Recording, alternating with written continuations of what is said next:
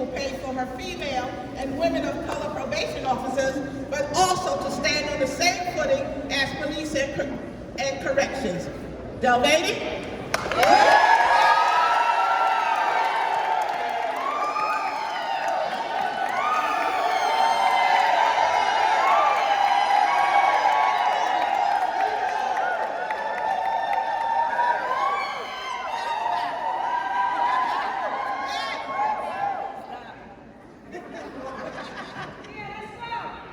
Thank you, Gloria, for the introduction and paving the way at CWA Local 1180 and other unions like mine to pursue equal pay and advancement opportunities for our female members.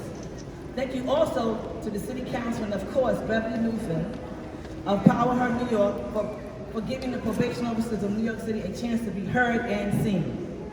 Since I became the president 6 years ago, and even before, I've repeatedly heard people say that they were unaware of the United Probation Officers Association, who we represent, and what our members do. Well, allow me to introduce my union.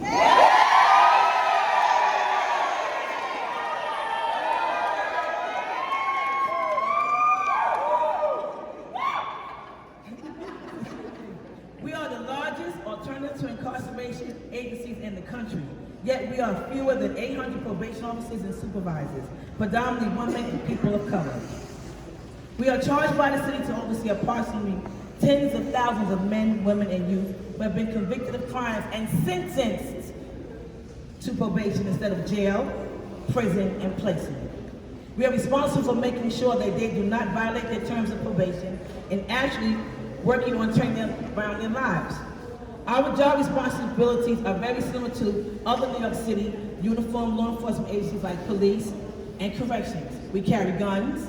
Yes. Yes. We perform search and seizures. Yes. And we make arrests. Yes. We receive the same training as police officers, correctional officers, and sheriffs. However, we also write reports for courts that judges use for their sentencing, coordinate rehabilitation services, and arrange vocational and educational training.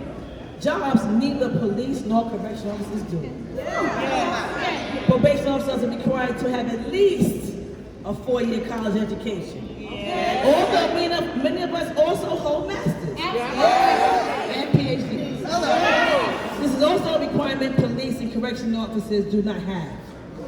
Despite all the similarities to other uniformed service members employed by the city and all the additional requirements we shoulder, probation officers are not recognized as uniformed by the city. We are not. And probation officers actually saves both the city and the state tens and millions of dollars. Tens and millions of dollars yearly on those we keep out of the prison system. We are community service without the bars.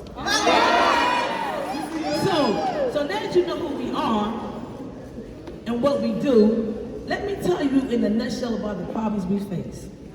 One, our predominantly female and of color officers earn significantly less than white males doing equally same work. An expert analysis of the pay within our department found white men on the average are paid $14,500 more than the women of those of color in the Department of Probation. Two, white male probation officers are promoted faster than our female probation officers and those of color. Three, our compensation lags behind other law enforcement agencies and even probation departments in other neighboring counties, despite the fact we work with the same population and the same dangers. Four, although there's a salary range for our title, the majority of our members are suppressed at the lower end of the range with almost no opportunity to earn more. Our members never reach the top salary. And five, dozens of probation officers are even earning below contractual wages, something we have asked the city to address immediately. We have been working since 2018 to address pay inequity within the ranks of our members. Now we have brought a class action lawsuit against the City of New York on behalf of UPOA members to demand that the city pay probation officers a comparable salary to that of other uniformed services. It has been a long journey, but we will continue to fight until New York City probation is paid and treated with the same respect and value as other law enforcement, as we are recognized for the vital role that we play in public safety. It is unfortunate that we are now fighting the same battle that CWA local started in 2016. Finally, while we are thankful for what the City Council is doing with the legislation to stop those gross pay inequities, it is a shame that they need to take legislation to get action in the first place, and it's 2023. Yeah. What I say?